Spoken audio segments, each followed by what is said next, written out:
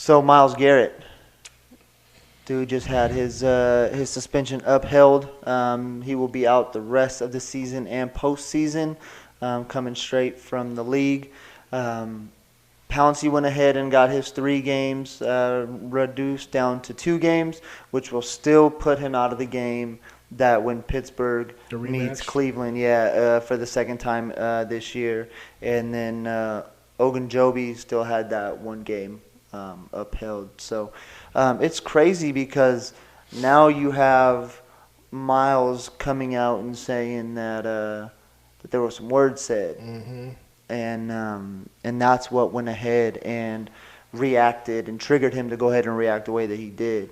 And I remember when we were watching it, that was one of the first things that I had wondered. Mm-hmm. You know, what was there a word uttered? But there was nothing that was said about it post-game interviews. They actually, a lot of different reporters had went ahead. They asked a lot of the teammates on the Browns if Myles ever said anything to them. And these were reporters. This wasn't even the NFL.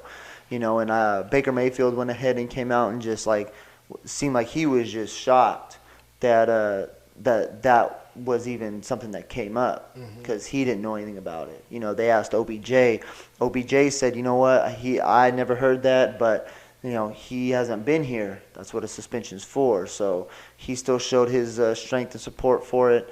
Freddie Kitchens, he didn't really. I think he kind of went ahead and stayed down with saying, you know what me and Myles talked about is what me and Myles talked about.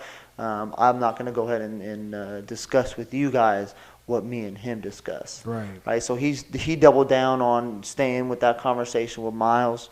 But it's just it's crazy because you don't hear about it until the hearing. The appeal. Yeah. But this is what's crazy too, is that someone leaked that. Mm-hmm. Because what happens in those appeal processes and in those cases is nothing's supposed to be let out. Yeah, it's not a public matter. Yeah, it's not a public matter, so no one is supposed to know what's really said and what goes on in there. Right? So someone had to have leaked that. Yep. So I don't know if it was maybe Myles' camp after the appeal was over, because from what I understand is that they felt that they went in there and they already felt the NFL was just basically a formality. They were ready to go ahead and hand down the suspension. There was nothing he could have done or said to go ahead and justify himself. And justify that. Right. I mean, for me, it's a lot of the Steelers linemen said they didn't hear him say anything like that. And for me, it's more of some people may brush that off and say, well, that's your teammate. But at the end of the day, those are grown-ass men. Yeah. Like, if I don't care if my own teammate would have said something like that. Like, I'm going to get on you too. So, some people shy away from it. Like, well, their teammates, they're going to back up that quarterback. No. Right. Yeah, I wouldn't. If my quarterback said a racial slur, it's like, bro, you on your own. It's like, I'm not about that. This team's not about it. The organization's not about it. Like, you're gonna stand for yourself. On that one. So, I don't know. This situation, in my opinion, is weird. From the stance, like the story that's out there about Myles Garrett, where the fan came up and punched him in the face. It's just a random fan on the street walks up and just punches him in the face. Well, he asked for like a selfie. I think he caught him in traffic and then, hopped out his car and was like, hey, man, can I get a selfie? And Myles was just like, yeah. Right. Dude took a selfie and then just... He hit him. And then hit him and then ran and bailed off. And the report says Garrett didn't do anything. He was just like, I was going to take a selfie with him. The guy hit me and he kept us cool. He was cool and calm about the situation. And that's being hit in the face. Like, I don't know too many people that, could get hit in the face by a random individual and keep their cool. You know what I mean? So you fast forward to, last week when the game happened and, like he sacked Mason Rudolph. Some people say that like he was laying on him for too long or whatever. You know what I mean? And then Mason Rudolph tries to take off his helmet. He was unsuccessful in doing it. And then Myles Garrett takes off his helmet and he hits him over the head with it. And it's like, what was it that set him off? You know what I mean? Because a guy hitting him in the face didn't set him off. You know what I mean? But like this guy pulls his helmet off and then he goes over the top with the helmet. So comparing the two situations, it makes me believe that maybe Mason Rudolph did say something. You know what I mean? Because it's like him getting punched in the face and set him off. So why would somebody trying to pull off his helmet try to set him off? Well, and that's the thing too, is that like this dude Myles, like he kind of prides himself on being like a philanthropist, right? Right. He's into poetry. He seems and prides himself that he's a very passive person, right? Even though he's just this big dude that is a professional football player that lays people on their back and plays a very violent sport, but.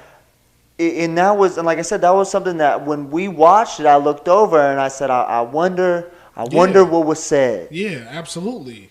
And then we were waiting. I remember we were waiting to see post-game interviews, and no one really said anything. We said, okay. But what's crazy is that shortly after this news broke, like I think it's Adam Schefter broke the news that the slur was said. NFL followed up maybe a few hours later, shortly after, and said we found no evidence that he went ahead and used any type of slur. Right. And it's like, well, it only took a couple hours. Right. But see, I think the NFL was already privy to it and they were already looking into it, and they probably already had a statement already prepared for that. Because they had already heard his take. And I think they were just preparing for the leak. They probably knew it would be leaked. But, I mean, from what I understand is, I guess Mason Rudolph wasn't mic'd that night. So, I guess quarterbacks could be mic'd up to 3 games through a whole season. But no more than 3 games. And Mason Rudolph, that game, wasn't mic'd. But they say every game the center is mic'd. Yeah. So that's what I feel like is the next thing it comes down to. Is like, so, okay, did they listen to the audio of the mic that the center was wearing and, it was just too much, chaos for them to hear anything? Yeah. Or did they hear something? I mean, they may or not. I mean, if they would have heard something, I think they probably would have, they wouldn't even came out with a statement. They would have indefinitely suspended Mason Rudolph. And then that would have been the smoking gun. You know what I mean? The NFL would have came out and been like, all right, he suspended X amount of games. All right, so you're guilty, fool. You probably did say it. You know what I mean? But it's, to me, if they don't have a blatant recording of him saying it, it's he said, she said. Yeah. You know what I mean? And I don't know. The evidence, to me, I know I gave that little synopsis before, with the fan hitting him and then what happened in the game. But if you look at like the facts, it looks like Mason Rudolph didn't say anything. You know what I mean? But if you were to put up an argument for Garrett, you would take what I said before. But if you just look at the facts of how everything laid out, I don't think Rudolph said anything, to be honest, because it's like, if you look at history, anytime somebody had said a racial slur from like a white individual to a black person, black athlete or whatever, they're quick to expose them. Like, oh, he said this, he said that, Yeah, he didn't. And he didn't say anything. You know what I mean? Like he had interviews and he didn't bring it up, at all. So to me, that's like, it looks fishy. It's like, how come you didn't bring it up? You know what I mean? And I know he had his excuse for it, like he wanted to keep it behind closed doors and whatnot. But I mean, if somebody goes that far to call you a racial slur, you know what I mean? Why you want to protect him? You know what I mean? Like, why you want to say it behind closed doors? Like, no, I'm going to expose this fool for what he really is. And I'm going to do it as fast as I can. You know what I mean? So if you had to genuinely ask me, like, what do I think happened? I'm going to say that, he lost his cool. He may or may not have heard something. He thought he heard something. But I don't think Mason Rudolph said anything of any type of racial slur, anything that way. I just think he may have heard something wrong and overreacted, or it might have just been the heat of the moment of the field. You know what I mean? Which is weird because, like I said, you had that situation with the random fan on the street, and then the game. You know what I mean? Well, yeah. The whole way that he responded was just kind of out of character. Yeah, very right? out of character for what the public knows and have seen of Myles. Right. Right. Like the Browns weren't down. No. They were winning the game. They Yeah. were about to. There was 8 seconds left of the game. The game was over. The game was over. You're Yeah. on the defense. Like Right. they're not doing nothing to antagonize you, and you go ahead and you sack this dude, or you tackle this dude. You didn't sack him, and then you see him trying to take the helmet off. But I would just think that wouldn't be enough to trigger somebody. See, yeah, that's the. I see both sides. I mean, I can maybe see it to where, okay, this dude ripped my helmet off. No, okay, we gonna rip helmets off. All right, I'm gonna show you who's ripping whose helmet off. Right. And then I don't know, maybe like you said, in the heat of that moment, right, all the skirmishes going on. I don't know. But I mean, who's to say that one of his offensive linemen didn't say the racial slur? How would he know that it came specifically from Mason Rudolph, Yeah. So it's like... Well, I mean, when you look at it, it was just him and Mason on the ground. Mm-hmm. Oh, so, okay, I get what you're saying. So, at that point, he could have said something. At that point, because remember, Rudolph was having a trash game that whole game. He was. 4 picks, I think. He's been sacked a few times. Yeah, he's playing awful. Horrible. Yeah. So, you're down 8 seconds, and then you have big old Myles Garrett coming in and then just laying you out, and you're just like, if you're Mason Rudolph at that point, you're already sick and tired of playing the game. Mm-hmm. He came off the field multiple times just upset, mm-hmm. just distraught, and you have 8 seconds left and you get laid out by this big old DN Myles Garrett, and then okay, well, maybe his temper was flaring up because True. And it did look like Myles did stay on him a little, maybe a second or two longer than he should have. So maybe he was already pissed off enough to go ahead and say, well, now you're laying on me. You're just adding insult to injury right. at this point. So maybe something did slip. I mean, it's a very crazy situation because it's one of these situations where Myles, if he really said it, like, okay, let's get this dude outed. Yeah, expose him ASAP. But you want to hope that he's also not lying about it. Yeah, I agree 100% with that. Because, bro, you can't. You are going ahead and setting back and going to be casting doubt upon a lot of different allegations now that possibly can come forward if this ever really does happen. If Myles is lying, right? So you hope that Myles isn't lying.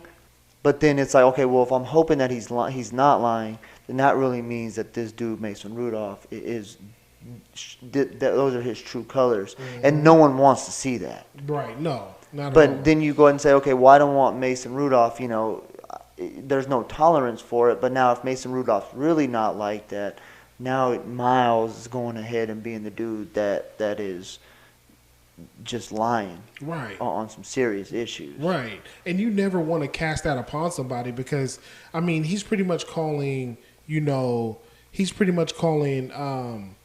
Rudolph like a racist pretty much. Yeah. You know what I mean?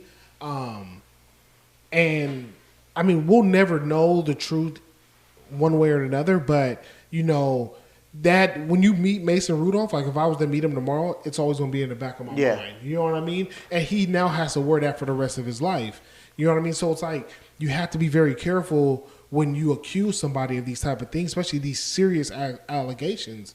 You know what I mean? And to me, I feel like the only way to really figure it out is you got to look into these people's history. You know what I mean? Like they do this all the time with like players that are getting drafted. I remember it happened with Nick Bosa. They looked at his Twitter. You know what I mean? And they look back to when he was an adolescent, stupid, and he made stupid comments on Twitter about Trump. You know what I mean? And being in support of Trump. You know what I mean? And people ripped him for it. You know what I'm saying? Yeah, that was a big I issue. mean, I always say this. And people that know me always say it. Where there's smoke, there's fire. So if you look into Mason Rudolph's history, go onto his Twitter, go onto his Instagram, and you find some stuff that's kind of borderline, kind of suspect, then it's probably likely he said something. I just deleted by now. You know what I mean? Yeah. Yeah. Nah, you know what though? The internet's undefeated, bro. They already probably, before he could even get to his phone, they already had 3 years of Twitter pulled up. That's the truth. It is undefeated. So, but I mean, that's at this point, that's your only way of figuring this out, if he said it or if he didn't say it, you know. But I hope it's not true. You know what I mean? Like especially like in today's world, but you know,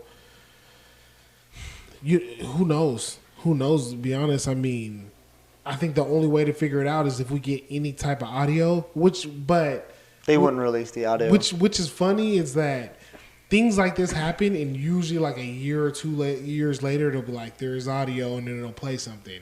You know what I mean? But you'll be like 2 years ago, where was this shit at?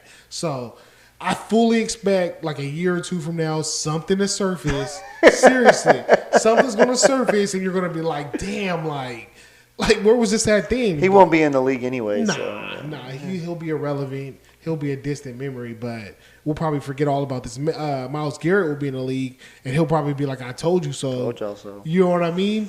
But we got to wait till that day comes. Yeah. Thank you guys for tuning into this segment today of At the Office. Be sure to check out all our social medias, at Real at the Office, on Twitter and Instagram. Also, go ahead and check out our friends over at Red Pill Station on their Instagram and their YouTube. Make sure you go ahead, like, comment, and subscribe. Any comments on what you guys would like to go ahead and see on our next segments coming up will be greatly appreciated and loved. Make sure to go ahead and check out Red Pill Station's YouTube as well. Like, comment, subscribe over there, and make sure you go ahead and hit that bell notification so you know every time we post a new segment.